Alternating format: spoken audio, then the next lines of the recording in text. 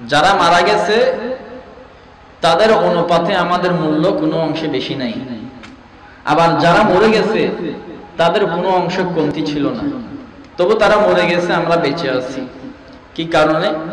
আমার আল্লাহ বলেন, আমি তাদেরকে হায়াত শেষ করে কবরের মেহমান বানাইলাম, আর তোরা আমি এখনো জীবিত রেখে তোর রিজিক প্রশস্ত রেখে তোকে এখনো মাহফিল আয়েশা বসার সুযোগ করে দিলাম। বান্দারে এটার ভিতরে তোর কোনো ক্যাপাবিলিটি নাই, তোর কোনো যোগ্যতা নাই, আমি আল্লাহর একান্ত ইহসান আর দয়ার দৃষ্টি তোর উপরে পড়েছে, সেজন্য সুবহানাল্লাহ। যারা মারা গেছেন তাদের মধ্যে আমাদের চাইতে ব্যক্তিত্ব বিশেষ্য অনেক ভালো ভালো ব্যক্তিগণ ছিলেন, মারা গেছেন। আমি যদি কাউকে মেরে ফেলি, কোর্টে মামলা হবে, পুলিশ এসে আমাকে নিয়ে যাবে।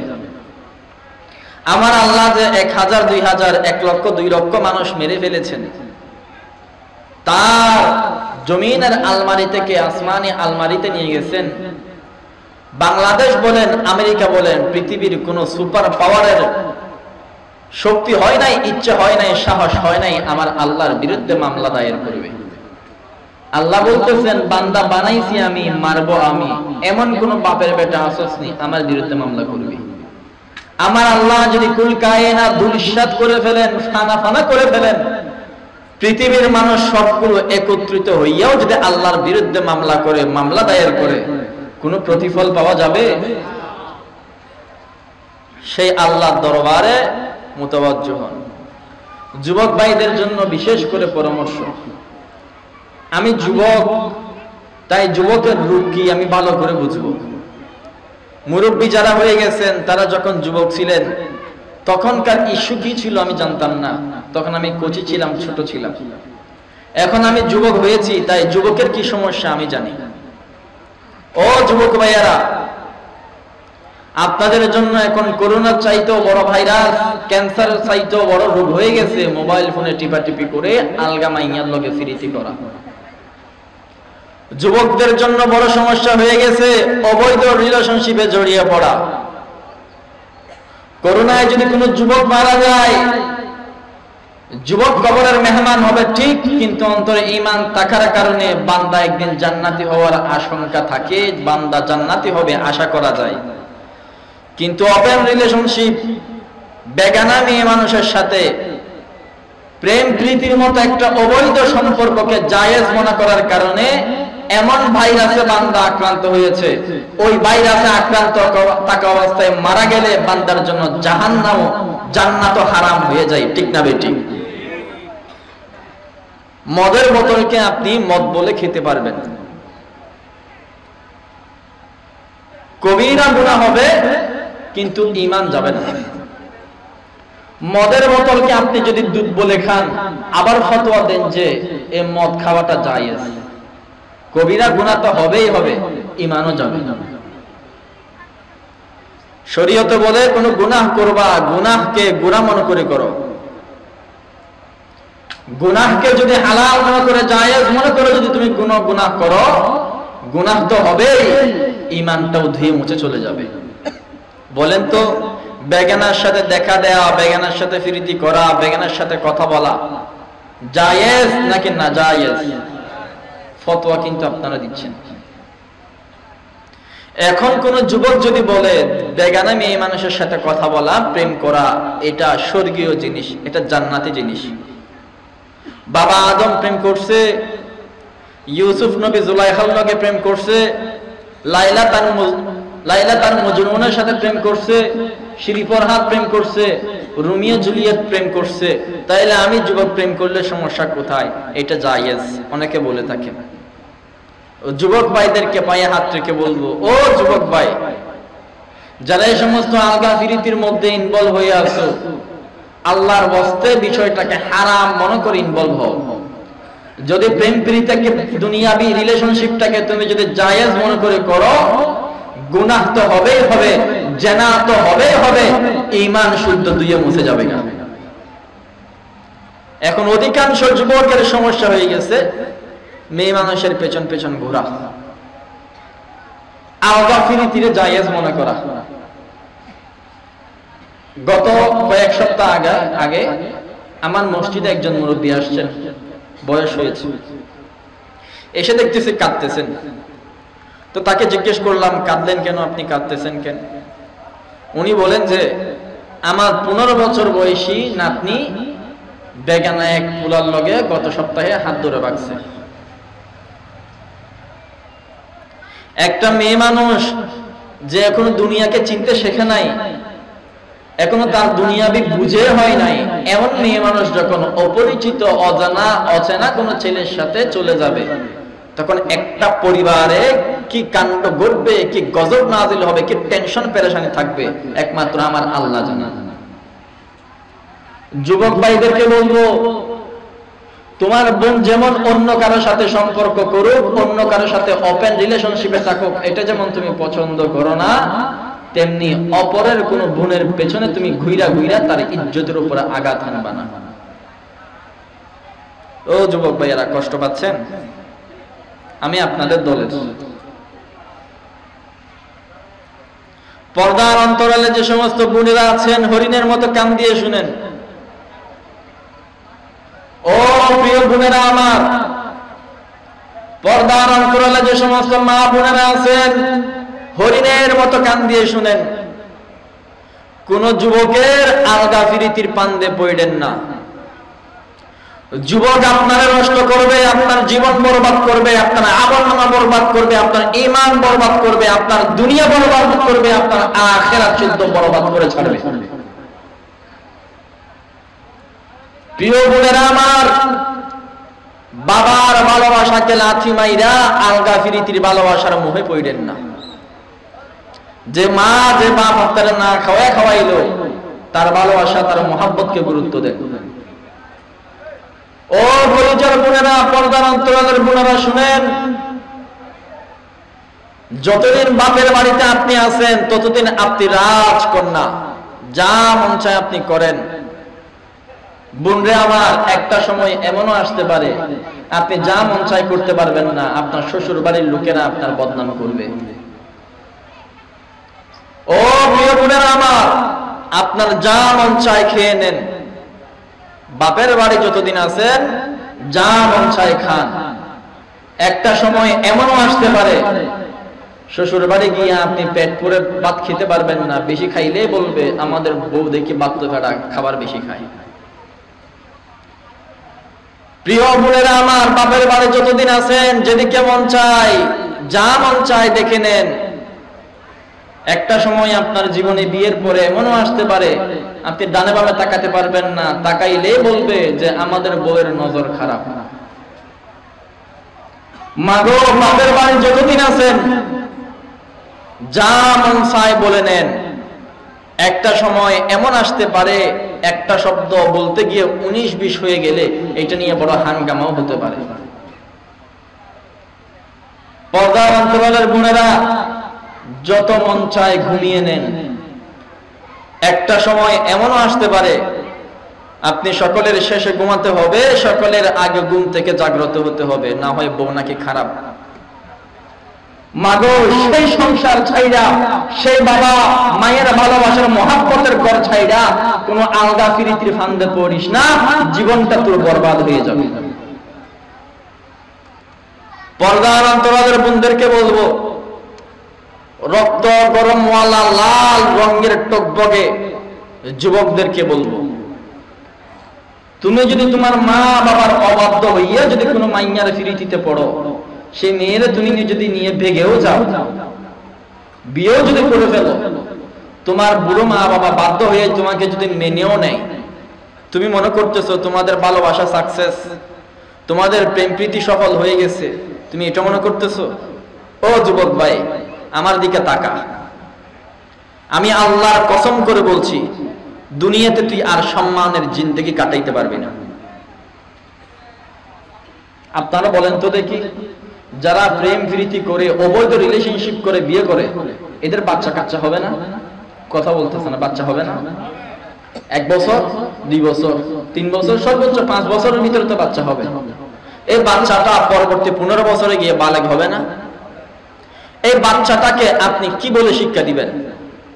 ওগো আমার সন্তান, কোনো মেয়ে মানুষের পেছনে ঘুরিস না, ওগো আমার কন্যা, কোন ছেলের ফান্দে পড়িস না, কারো লোকে ফেরেন ফিরিতে জড়াইস না। কি বলবেন যদি আপনার সন্তানরা, যদি আপনি এই সমস্ত কথা বলেন, আপনার সন্তান আবু জাহালের মতো কণ্ঠ বড় কইরা, কণ্ঠ ফাটিয়া আপনারা বলবে ওগো আমার আব্বু, ওগো আমার আম্মু। এই সমস্ত রিলেশনশিপ যদি হারাম হইতো, তোমরা যখন ইয়াং ছিলা তখন তুমি আমার আম্মুর নিয়ে বাগছিলা কেন? বলবে কি বলবে না? পর্দার অন্তরালের মা শুনে নেন, আমার সামনে উপস্থিত টকবকে যুবকেরা শুনেন, যারা অনুপস্থিত তারাও শুনেন। অবৈধ প্রেম প্রীতি রিলেশনশিপের বিয়ে এত বড় গজব যে নিজের সন্তানদেরকে মানুষ করতে পারবেন না। নিজের সন্তানের কাছে আজীবন ছোট হয়ে থাকতে হবে। নিজের সন্তান যদি মেয়ে হয়, নিজের সন্তান যদি ছেলে হয়, এরা যদি কোনো খারাপ রিলেশনশিপে জড়িয়ে পড়ে, কোরআন সুন্নাহ দলিল তারা মানবে না, কারণ আপনি হয়ে যাবেন তাদের জন্য পীর। আপনার সামনে কোনো মেয়েকে যদি তারা দর্শন করে ফেলে, আপনার কন্যা সন্তান যদি আলগা বেলার হাত ধরে যদি আপনার সামনে দিয়ে ঘরের চৌকাঠ পার হয়ে যদি চলে যায়, আপনার কোনো মুখ থাকবে না তাদেরকে বাধা দেওয়ার। দুনিয়ার মধ্যে আপনি লাঞ্ছিত, আখিরাতের মধ্যে আমার আল্লাহ আপনাকে লাঞ্ছিত করবে, ঠিক কিনা? ও যুবক ভাইয়েরা, পর্দার অন্তরালের যুবতী বোনেরা, আল্লাহর ওয়াস্তে বিয়ের দায়িত্ব নিজের হাতে নিবেন না, মা বাবার হাতে দেন। বুড়ো বুড়ো দাড়িওয়ালা, সাদা দাড়িওয়ালা যারা আছে তাদের হাতে বিয়ের দায়িত্বটা দেন। আমি কসম করলাম, আমার কসমের কাফারা দেওয়া লাগবে না। বুড়ো বুড়ো মুরব্বীরা আপনার কোনোদিন ক্ষতি চান নাই, এরা ক্ষতি চাবে না। আপনি তাদের উপরে সন্তুষ্ট থাকবেন, আপনার বিয়ে হবে সুন্দর, তাদের সন্তুষ্টির উপরে আপনি খুশি হবেন, আমার আল্লাহ খুশি হয়ে যাবে আপনার উপরে। আমার আল্লাহ যে বিয়ের উপরে খুশি হয়ে যাবে, সে বিয়ে করে ওয়ালা স্বামী স্ত্রীকে একদিন না একদিন জান্নাতুল ফেরদৌস দান করবে। সুবহানাল্লাহ। ও যুবক ভাইয়ারা, কষ্ট পাচ্ছেন আপনারা? এটা এলাকার সকলের সমস্যা হয়ে গেছে। মিডিয়া আছে, সারা রাত চেটিং করে, আলগা ফিরিতি করে, ফুল ঝাড়ুর মতো, ফুল আন্দার মতো গোলাপ ফুল নিয়া গার্ল স্কুলের সামনে গিয়া মাইয়া মানুষের লম্বা প্রেমপত্র দিয়ে প্রপোজ করে। তোর সন্তান যদি শুনে তুই যুবক বয়সে এই কাজ করছিলি, তোর কি নাকটা থাকবে? যুবক বয়সে নিজের ইজ্জতকে হেফাজত করেন। আজকে আপনার শরীরে রক্ত আছে গরম, একদিন সেই রক্ত ঠান্ডা হবে। আজকে আপনার চরিত্র আছে, চরিত্র যদি কলঙ্কিত হয়, এই চরিত্র আর যেটাও দিয়ে আপনি পরিষ্কার করতে পারবেন না। আজকের চরিত্র, যুবক বয়সের চরিত্র আপনি পরিষ্কার রাখেন, আপনার সন্তান যখন পরিষ্কার হবে, আপনার সন্তান যখন যুবক হবে, তাদের চরিত্র পরিষ্কার রাখার এলান আপনি বলিষ্ঠ কণ্ঠে মুখ ফুলিয়ে বুক ভরে দিতে পারবেন, ঠিক কিনা?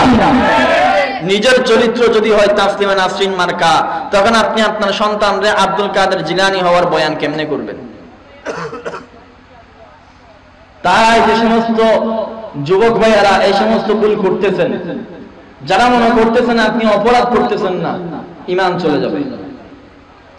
হারাম কাজ করতেছেন, এটা হারাম মনে করেন, যদি পারেন এটা থেকে বের হয়ে আসেন। এলাকার যুবকদেরকে মানা করেন, এলাকার যুবতী বোনদেরকে হেফাজত করেন, তাদের ইজ্জতের উপরে হামলা করবেন না। নিজের বোনের ইজ্জতের দারোয়ান যেমন আল্লাহ আপনাকে বানাইছে, অপর বোনের ইজ্জতের দারোয়ানিও আপনি করবেন। কোন বোন যাতে আপনার চক্ষু দ্বারা দর্শিত না হয়, কোন বোন যাতে আপনার বাসা দ্বারা কটাক্ষের সম্মুখীন না হয়, কোন বোন যাতে আপনার হাত পাও দ্বারা, আপনার আচরণ দ্বারা যৌন হেনস্থার সম্মুখীন না হয়, সে ব্যবস্থা আপনি করবেন।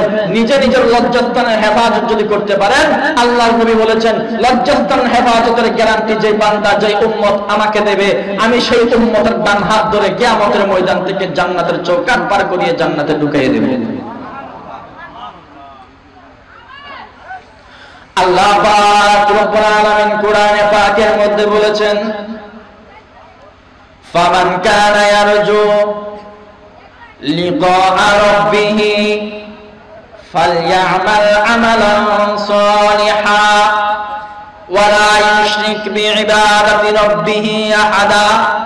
বান্দারে আমি আল্লাহ তোরে বানাইলাম লক্ষ কোটি মানুষের মধ্যে সব আয়াতের উপরে আপনার বিশ্বাস রাখতে হবে। আর বেঈমান হওয়ার জন্য কি করতে হবে? পুরো কুরআন অমান্য করলে বেঈমান এমন বলে না, একটা আয়াত অমান্য করলে বেঈমান। ঈমানদার হওয়ার জন্য পুরো কোরআনের উপরে ঈমান আনতে হবে। বেঈমান হওয়া এত বেশি সহজ, এত বেশি সহজ, এত বেশি সহজ। একটা আয়াতকে অমান্য করলে বেঈমান হয়ে যাবে। মদিনাওয়ালা নবী বলেন, বান্দারে কিয়ামতের আগে আমার উম্মতের জন্য ঈমানদার হওয়া সবচাইতে বড় কঠিন হবে। সকালবেলা বান্দা ঈমানদার থাকবে, বিকাল আসতে আসতে বান্দা বেঈমান হয়ে যাবে। পরের দিন সকালে বান্দা আবার ঈমানদার হবে, পরের দিন বিকালে আবার বেঈমান হয়ে যাবে। একটা সময় এমন আসবে বান্দা ইন্তেকাল হয়ে যাবে, বেঈমান অবস্থায় ইন্তেকাল করবে। নাউযুবিল্লাহ। আরেক হাদিস আল্লাহর নবী বলেছেন, আখিরি জামানায় ঈমানদার হওয়া, ইসলামের উপর থাকা, ঈমান অন্তরে রাখা এত বেশি কঠিন হবে যে জ্বলন্ত কয়লা হাতে রাখা এর চাইতে সহজ হবে। আল্লাহ পাক রব্বুল আলামিন জান্নাতের দিকে নিজের কুদরতি নজর দেবেন। জান্নাতি পুরুষদেরকে, নারীদেরকে আমার আল্লাহ তাজাল্লিয়াতের কণ্ঠে আওয়াজ দিয়ে বলবেন, বান্দারে তোরা কেমন আছিস? সাদা সাদা দাড়িওয়ালা মুরব্বিরা এলান দিয়ে বলবে, আল্লাহরে ভালো আছি, খুব ভালো আছি, খুব ভালো আছি। আমার আল্লাহর কুদরতি কলিজাটা পড়বে না। কেন জানি মনে হবে আমার একজন বান্দা উত্তর দেয় নাই। আমার আল্লাহ বলবেন, না না, সকলে উত্তর দেশ নাই, একজন বান্দা উত্তর দেশ নাই। কই উত্তর দেয়, কেমন আছিস? দেখা যাবে বান্দা উত্তর দেয় না। আল্লাহ পাক রব্বুল আলামিন নিজের কুদরতি নজর জাহান্নামের মধ্যে দিবেন। দেখা গেল একজন বান্দা সাদা সাদা দাড়িওয়ালা, চামড়াগুলো ফোঁতা ফোঁতা, চুলগুলো সাদা সাদা, চোখের জ্যোতি চলে গেছে, কানের শ্রুতি শক্তি চলে গেছে, কথার মধ্যে লেবানি চলে আসছে। জাহান্নামের কোন বৈশা আল্লাহ আল্লাহ জিকির কইরা আল্লাহর দরবারে কাঁদতেছে, আর দুইটা হাত প্রশস্ত কইরা বলতেছে, আল্লাহ মাফ করে দেন, মাফ করে দেন, মাফ করে দেন, জান্নাতের চৌকাঠ আমার দান করে দেন। ও আল্লাহ, আমার কিছু নাই, আমার ঈমান নাই, অল্প ঈমান হয়তো আছে। আমার আল্লাহ তাআলা আমলনামা দেখিয়া দেখবেন যে একটা তিল পরিমাণ ঈমান বান্দার আমলনামায় আছে। আমার আল্লাহ বান্দারে কুদরতি হাতে ধইরা ফুলসিরাতের কিনারায় দাঁড় করাইয়া বলবে, বান্দারে আমি আল্লাহ তিল পরিমাণ ঈমানের কারণে তোরা মাফ করে জান্নাত দান করলাম। সুবহানাল্লাহ। ছোট্ট একটা তিল পরিমাণ ঈমান, এটা আমি তোর ভিতরে পাইলাম, আর কোন আমল আমি দেখলাম না, যা ওইটার বিনিময়ে তোর আমি জান্নাত দান করলাম। এখন মানুষ তো বুড়ো, তিনি তো ফুলসিরাত পার হতে পারবেন না, অতটা রদ বলতো তার নাই, আবার কাঁদবেন। আমার আল্লাহ জিজ্ঞেস করবেন, কাঁদতেছিস কেন? বলা, আর শোনো আল্লাহর মালিক, এই ফুলসিরাত পার হওয়ার মতো শক্তি তো আমার নাই। আমার আল্লাহ বলবেন, ও বান্দা, আমি আল্লাহ তোর দয়া করে জাহান্নাম থেকে তুললাম, তোর কাঁদতে হবে? আমি আল্লাহরে বল না, আমি আল্লাহ কি করি দেখ। ও বান্দা, আয় আমার কুদরতি হাতে বয়। উক্ত মুরব্বিটা আল্লাহর কুদরতি হাত মোবারকে বসবে। কিতাবে লেখা হয়েছে আমার আল্লাহ ফুলসিরাতের এই পার থেকে এই পারে নিজ কুদরতি হাতে এইভাবে পার করিয়ে দেবেন। সুবহানাল্লাহ। আমার আল্লাহ বলবেন, বান্দারে ঈমানের দৌলতের কারণে, মদিনাওয়ালা মুহাম্মদের মুহাব্বতের কারণে আমি আল্লাহ তোরা জান্নাত দান করলাম, যা জান্নাতে ঢুকে যা। বান্দা বুড়ো বুড়ো পানিয়া বুলেটের মতো গতি দিয়া সামনের দিকে আগাইয়া যাবে। আমার আল্লাহ ডাক দিবেন, বান্দারে থাম। বান্দা থেমে যাবে, ডান পাশে দেখতে পাইবে বিশাল বড় একটা কূপ। আমার আল্লাহ বলবেন, কূপের মধ্যে নাম। মুরব্বি জিগাইবে, আল্লাহ আমি তো একটা কূপ থেকে উঠে আইতেছি, জাহান্নামের কূপ থেকে, এইটা আবার কোন কূপ? আমার আল্লাহ বলবেন, বই নাই, নেমে যা। আমি আল্লাহ তোরে আদেশ করলাম, বান্দাটা ওই কূপের মধ্যে নামবে। কিতাবের মধ্যে লেখা হয়েছে ফুটা ফুটা সামনাওয়ালা মুরব্বিটা কূপের মধ্যে হাঁটু পরিমাণ নামবে। হাঁটু পরিমাণ নামতে দেরি, নামার সাথে সাথে বান্দার হাঁটু পর্যন্ত টাইট ফিটিং যুবক হয়ে যাবে। বান্দা অবাক হইয়া কোমর পর্যন্ত নেমে যাবে। কোমর পর্যন্ত নামার পর বান্দা দেখতে পাইবে কোমর পর্যন্ত যুবক হয়ে গেছে। বান্দার অবাক হইয়া গলা পর্যন্ত নামবে, গলা পর্যন্ত নামার পরে দেখতে পাইবে গলা পর্যন্ত বান্দার যুবক হয়ে গেছে। আল্লাহ পাক রব্বুল আলামিন বলবেন, বান্দারে আর কিসের অপেক্ষা, কিসের জন্য অপেক্ষা করতেছিস? একটা ডুব দিয়ে দে। কিতাবের মধ্যে লেখা হয়েছে 1 সেকেন্ড সময় বের করিয়া একটা বান্দা ডুব দিয়ে ফেলবে। ডুব দেওয়ার সময় বান্দার বয়স থাকবে 100 বছর, দাড়িগুলো থাকবে সাদা সাদা, চামড়াগুলো থাকবে ফোঁতা ফোঁতা। 1 সেকেন্ড পরে বান্দা যখন ডুব থেকে উঠবে, দাড়িগুলো হয়ে যাবে কালো কালো, চামড়াগুলো হয়ে যাবে টাইট ফিটিং, বান্দার বয়স হয়ে যাবে যুবক 30 বছরের। সুবহানাল্লাহ। এখন বান্দা মনে করবে ওই কূপটাই বুঝি জান্নাত, ওই মুরব্বি আর কূপ থেকে উঠবে না, এর মধ্যে বই তাই বসিবান বই। আমার আল্লাহ বলবেন, ও বান্দা নুড়িবি তুলনা না জান্নাত বানাই দি, জান্নাতত গলবে তুলনা জান্নাত বানাই, উঠ জান্নাতে ঢুকে যা। সাদা সাদা দাড়িওয়ালা মুরব্বিটা যুবক হওয়ার পরে কূপ থেকে উঠবে, জান্নাতের দিকে বিজলি গতিতে বান্দা দৌড় মারবে, জান্নাতে ঢুকে যাবে। ঢুকে দেখবে একটা নয় দুইটা নয়, আল্লাহ পাক রব্বুল আলামিন বান্দার জন্য 72টা বউয়ের ব্যবস্থা করছে। বলো বুক 72 গো, দুনিয়ার মধ্যে গোজালাই নোয়ারির, জান্নাতের মধ্যে 72 গো। ইন দুনিয়াবি বউ ন, ইন জান্নাতি বউ। রাগ গরিবের যেখান দেমাগ মাই ফলতটা আছে, আল্লাহ জান্নাতের মাই ফলত দেমাগে খাড়ি বের করি ফেলে। সুবহানাল্লাহ। ইনের যত ফিরিবেন যত কিলেবেন উদা আসে বুঝে। আমার আল্লাহ জিজ্ঞেস করবেন, বান্দারে 72টা বউ আমি আল্লাহ তোর জন্য দান করলাম, এগুলো আমি আল্লাহর পক্ষ থেকে তোর জন্য পুরস্কার। মুরব্বি খুশি হয়ে যাইবে। 72টা বউরে নিজের গেরা পেটে খাটাইয়া অর্ডার করতে থাকবে, বলে আমার হামদে বাড়ি তালা পড়ে শোনাও। আর একটা বউরে বলবে আমার নাত রসুল পড়ে শোনাও। আর একটা বউকে বলবে আমার কেরাত পড়ে শোনাও। আর একটা বউরে বলবে আমার হাদর পড়ে শোনাও। কিতাবের মধ্যে লেখা হয়েছে, এক একজন বউয়ের মধ্যে আমার আল্লাহ এক একটা গুণ দান করবেন। কোন কোন বউয়ের কণ্ঠ বেশি সুন্দর হবে, কোন কোন বউয়ের চেহারা বেশি সুন্দর হবে, কোন কোন বউ কবিতা বেশি ভালো পড়বে, কোন কোন বউ হামদে বাড়ি বেশি ভালো পড়বে, কোন কোন বউ নাত রসুল বেশি ভালো পড়বে, কোন কোন বউ কেরাত বেশি ভালো পড়বে। বান্দা মাথার নিচে হাত লাগাইয়া চোখগুলো বন্ধ কইরা তাদের কণ্ঠ থেকে সুন্দর সুন্দর তেলাওয়াত শুনবে।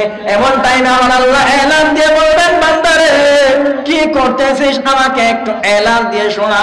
বান্দা বলবে আল্লাহ কেরাত শুনতেছি। আমার আল্লাহ জিজ্ঞেস করবেন কেমন লাগতেছে, তখন বান্দা এলান দিয়ে বলবে আল্লাহ এত সুন্দর কেরাত, এত সুন্দর কেরাত, বাংলাদেশের কারিগুলো ফেল হয়ে গেছে, মিশরি কারি ফেল হয়ে গেছে, দুনিয়াবি কারি ফেল হয়ে গেছে।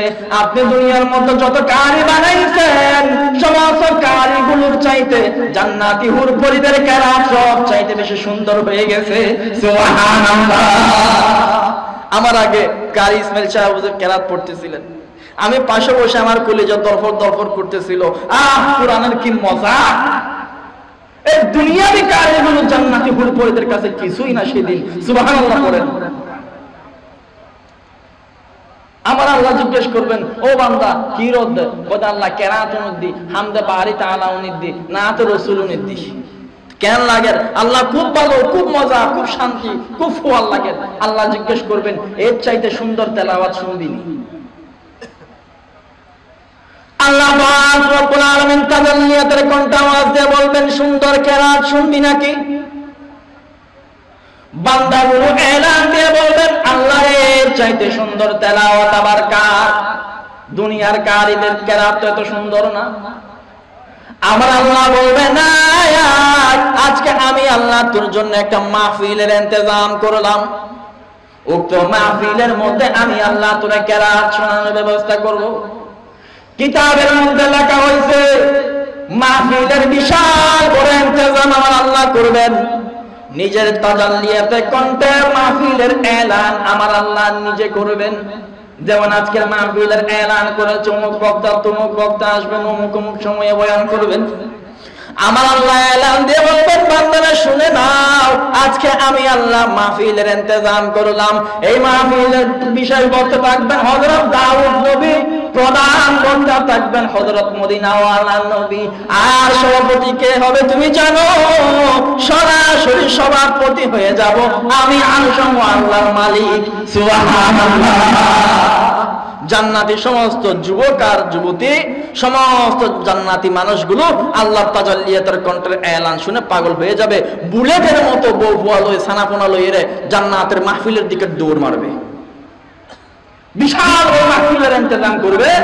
এই মাহফিলের মধ্যে আমার আল্লাহ একজন বিশেষ বক্তা বানাবেন। বিশেষ বক্তার নাম হযরত দাউদ নবী। এর পরের বক্তার নাম হযরত মুহাম্মদ সাল্লাল্লাহু আলাইহি ওয়াসাল্লাম। এরপর তো সভাপতি করে সরাসরি আমার আল্লাহ। এই জায়গায় একটা সওয়াল, ও আল্লাহ, দুনিয়ার মধ্যে তো নবী আরো বহুত আছে, দাউদ নবী কেমনে আজকের মাহফিলের বিশেষ বক্তা হয়? আমরা 300 লাখ দিয়ে দিই। ও আল্লাহ, দুনিয়ার মধ্যে বাবা আদম আছে, জলিলা কদর বাবা আদম থাকার পরে কেমনে আজকে দাউদ নবী মাহফিলের বিশেষ বক্তা হয়? জলিলে কদর নবী ইব্রাহিম নবী আছে, ইব্রাহিম নবী থাকার পরে আজকে দাউদ নবী কেমনে বিশেষ বক্তা হয়? আল্লাহ মুসা নবী আজকের মাহফিলের মধ্যে উপস্থিত আছে, আজকে মুসা নবী থাকার পরেও কেমনে দাউদ নবী মাহফিলের বক্তা হয়? ঈসা নবী দুনিয়ার মধ্যে আছে, জান্নাতের মাহফিলের মধ্যে উপস্থিত আছে, তাহলে আজকে কেমনে দাউদ নবী বক্তা হয়?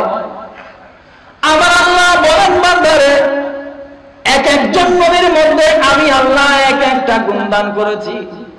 কোন কোন নবীর বয়স আমি আল্লাহ বাড়াইয়ে দিয়েছি, কোন কোন নবীর মেজাজ আমি আল্লাহ বৃদ্ধি করে দিয়েছি, কোন কোন নবীর মধ্যে আমি আল্লাহ বেশি গুণ দান করেছি, কোন কোন নবীকে আমি আল্লাহ খলিল বানিয়ে নিয়েছি, কোন কোন বান্দার ভিতরে আমি আসমানি জমিনে এলেম বেশি দান করছি।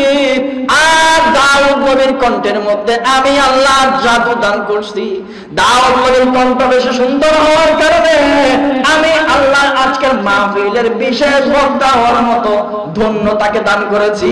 সুবহানাল্লাহ। দাউদ নবীর কণ্ঠ বেশি সুন্দর ছিল। বলে কেমন সুন্দর? দাউদ নবী যখন জবুর কিতাব তেলাওয়াত করত, কিতাবে লেখা আসছে আকাশের পাখিগুলো উড়ে উড়ে এসে বান্দার কোলে বসে জবুর কিতাবের তেলাওয়াত শুনতো। সুবহানাল্লাহ পড়া যাবে না? দাউদ নবী যখন কিতাবের তেলাওয়াত করত, সাগর এবং নদীর সমস্ত মাছগুলো উড়ে উড়ে এসে সাঁতরে সাঁতরে আয়সা কুলের মধ্যে টাসাটাসি করতো, টেম্পু সিটে বসে যে ওইরকম ঠেলাঠেলি করতো। দাউদ নবীর কণ্ঠ এত বেশি সুন্দর, এত বেশি সুন্দর, মানুষ শুধু নয়, কাফের শুধু নয়, অমুসলিম শুধু নয়, আকাশের পক্ষী জমিনের বালিকণা পর্যন্ত তার কেরাতের জন্য পাগল ছিল। সুবহানাল্লাহ। নবী ছিলেন যেমন জলিল কদর, উম্মত গুলো ছিল তত বড় খবিস। ওই ফাঁকি যেগুন তেলাওয়াত কিন্তু আইর ইন্দুর দরি খাবিলার, মাছ যেগুন তেলাওয়াত কিন্তু আইর ইন্দুর জাল মারে দরি দরি খাবিলার। নবী জিজ্ঞেস করছেন মাসিং হদ দেখিলে ইন তেলাওয়াত কিন্তু আইদ না, আল্লাহর মহাব্বত আইর তোরা খাবিল ইন গুনাহ হবো না, তুই তারা ফতোয়া দে মাসিন তেলাওয়াত কিন্তু আইছি এই সময় যদি দরি দরি খাইও না ফেলাই দেয় আল্লাহর কি জবাব দিও? আমার আল্লাহ আদেশ জারি করছেন এদেরকে নিষেধ করো মাছগুলো খাইতে, যখন চলে যাবে তখন ধরতে বলিও, তেলাওয়াতের সময় মাছ যাতে না ধরে। বলে আল্লাহ ঠিক আছে, অনর ফতোয়া মানি লইলাম। পরের দিন তেলাওয়াত যেতে শুরু হই, ও মাছে কোন যেতে খানাতে শি 10 হাত পিছিয়ে দিকে বান্ধে গেলি। এখন তেলাওয়াত শেষ, মাছে কোন বাড়ি যেতে গো সাথে যাই না পারে বাজি ইয়া বাদে কি সালি 10 মনে হইরা তাল মানি মারিয়া দড়ি বিলাম। আর আল্লাহ বলতে কি রে তোরা না মাছিন নদরি বেল্লা বইলাম দরদ দেখিলে কথা আল্লাহ তেলাওয়াতের সময় নদরি তো তেলাওয়াতের সময় বান্ধি দিয়া না। আল্লাহ আল্লাহ করতো মস্কারি, আমার আল্লাহ দিকে এটা মোতাই গুসা গজব না আমি করে দিই। কিতাবে লেখা আসছে এই আল্লাহর বিশেষ গজবে ওই উম্মত গুলো বানর হয়ে গেছে। নাউজুবিল্লাহ। বিজ্ঞানের থিওরি ডারউইনের মতবাদ হলো বানর থেকে নাকি মানুষ হয়েছে। কুরআনী মতবাদ, ইসলামী মতবাদ, আসমানী মতবাদ হলো দুষ্টামির কারণে মানুষ থেকে বান্দর হয়েছে। ঠিক কি না? আল্লাহ পাক রব্বুল আলামিন বললেন বান্দারে দাউদ নবী কয় আসো আসো আসো আসো স্টেজে উপস্থিত হয়ে যাও, জান্নাতি মানুষগুলো উপস্থিত, তাদেরকে তেলাওয়াত করে শোনাইয়া দাও। আল্লাহ কোন কিতাব থেকে আমি তেলাওয়াত করব? আমার আল্লাহ বললেন কোরআন শরীফের তেলাওয়াত করে শোনাও। জাবুর নামক কিতাব থেকে তেলাওয়াত করে শোনাইতে আমার আল্লাহ বলবেন না, কোরআনের তেলাওয়াত করে শোনাইতে বলবেন। কারণ কি? বলে আমার আল্লাহ আসমান থেকে যত কিতাব নাযিল করছে সব চাইতে সেরা কিতাব হলো কোরআনে কারীম। এই জন্য সেরা উম্মতদেরকে সেই কোরআনের তেলাওয়াত শোনাইয়া ধন্য করবেন। সুবহানাল্লাহ। দাউদ নবী বলবেন, আল্লাহ আমার তো কোরআনের তেলাওয়াত জানা নাই, এই কিতাবটা আমার উপর নাজিল হয় নাই, সম্ভবত আমি পড়তে পারবো না। আমার আল্লাহ বললেন, তুমি চিন্তা করতেছো কেন? কোরআন হাতে নাও, বাকিটা আমি দেখে নেব। দাউদ নবী কোরআন শরীফ হাতে নেবেন। প্রথম নাম্বার পৃষ্ঠা সূরা ফাতিহা বান্দা খুলবেন। কিতাবে লেখা আসছে সূরা ফাতিহা দেখার সাথে সাথে বান্দার চক্ষুগুলো বড় হয়ে যাবে, অবাক হয়ে যাবে। অবাক যে খোদা সূরা হবে তো দেখি হাতে মুখস্থ আছে। কিতাবের মধ্যে লেখা আসছে বান্দা সূরা বাকারা খুলবে, আবার অবাক হয়ে যাবে, বলবে যে সূরা তো দেখি আমার মুখস্থ আছে। এরপর সূরা আলে ইমরান বান্দা খুলবে, আবার অবাক হয়ে আল্লাহকে বলবে, আল্লাহর এই সূরাও তো দেখি আমার মুখস্থ আছে। সূরা নিসা বান্দা খুলবে, আবার অবাক হয়ে আল্লাহরে বলবে, আল্লাহ এই সূরাও তো দেখি আমার মুখস্থ আছে। আবার আল্লাহ বলবেন, বান্দারে কোন সূরা তোমার মুখস্থ নাই, কোন সূরার ইলম তোমার অন্তর নাই। আসলে তোমার অন্তর আমি কোরআনের ইলম দান করি নাই।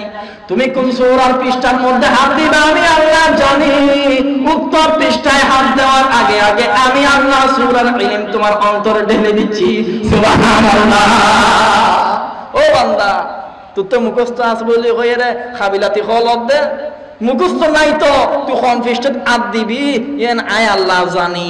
হাত দিবের আগে আগে সূরার পুরো ভার্সন তোর ভিতরে আয় আল্লাহ ঢুকাই দিদি। সুবহানাল্লাহ। আজকে কি হবে, কালকে কি হবে, কাল পরশুদিন কি হবে, আগামী বছর কি হবে, 50 বছর 100 বছর পরে কি হবে আমার আল্লাহ জানেন কি জানেন না? দাউদ নবী কোরআন শরীফ খুলবে, একটা একটা পৃষ্ঠা বান্দা উল্টাবে, উল্টাইতে উল্টাইতে বান্দা চক্ষু মুবারক গিয়ে সূরা আর রহমানের মধ্যে গিয়ে লাগবে। দাউদ নবী আউযু বিল্লাহ পড়বেন না। আউযু বিল্লাহর মানে হলো আল্লাহরে আমি শয়তানের রজিম থেকে তোমার কাছে ফানা চাইতেছি।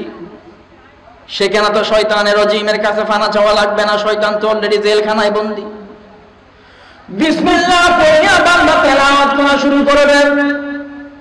সূরা আর রহমানের মাত্র 5টা আয়াত তেলাওয়াত কইরা বাঙালি গরিব গরিব মুসলমানদেরকে শোনাবে। কিতাবের মধ্যে লেখা হয়েছে বান্দারে মাত্র 5টা আয়াত তেলাওয়াত শুইনা বান্দাগুলো পাগল হয়ে যাইবে।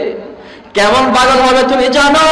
5টা আয়াতের তেলাওয়াত শুইনা বাঙালি জান্নাতি মুসলমানগুলো 1 লক্ষ বছর পর্যন্ত বেহুশ হয়ে পড়ে থাকবে। সুবহানাল্লাহ। 1 লক্ষ বছর যাবে ঘুমত। আমার আল্লাহ কুদরতি ধাক্কা দিবেন, ও বান্দা ঘুম জোরদানা মাহফিল তাই জুরত দানা কেরাত মনিবি ফাঁসায়াতুনি এর মরি গেছ গুদি খোদে আল্লাহ হই মরি গেলাম একখানা জুজ্জি দিয়া না, একখানা করে জুজ্জুজে 1 লক্ষ বছর এড়ে উত্তর গিয়েই গই। সুবহানাল্লাহ। ও বান্দা তেলাওয়াত শুনে তোর কেমন লাগলো আল্লাহ জিজ্ঞেস করবে। দাউদ নবীর তেলাওয়াত শুনে তোর কেমন লাগলো আমার আল্লাহ জিজ্ঞেস করবেন। বান্দা কি উত্তর দেবেন? ও আল্লাহ দুনিয়ার কারীদের তেলাওয়াত শুনেছি, মিশরে কারীদের তেলাওয়াত শুনেছি, বরমতুরের মাহফিলের এশারের পরে কারি ইসমাইল সাহেবের তেলাওয়াত শুনেছি। আল্লাহরে আপনি শুনিনা দেন জান্নাতি হুরপুরীদের তেলাওয়াত আমরা শুনেছি, খুব ভালো লেগেছে। আল্লাহর দাউদ নবীর তেলাওয়াত এত বেশি ভালো লাগছে, এত বেশি ভালো লাগছে দুনিয়াবি কারি জান্নাতি হুরপুরীদের তেলাওয়াত শুদ্ধ আমরা ভুলে গেছি। সুবহানাল্লাহ। ও বান্দা এর চাইতে সুন্দর তেলাওয়াত শুনবি নি? মানুষ অবাক হয়ে যাবে, আল্লাহর এর চাইতে সুন্দর তেলাওয়াত আবার খার। ব্যাখ্যা তো সুন্দর কণ্ঠওয়ালা নবী তেলাওয়াত করে জিতে না, ইয়া তো সুন্দর তেলাওয়াত আবার খার। আমার আল্লাহ বলবেন বান্দারে কোরআনের তেলাওয়াত শুনে তুই পাগল হয়ে গেছস, এই কোরআনটা আমি আল্লাহ কার উপরে নাযিল করেছি তার কথা একবার চিন্তা করলি না?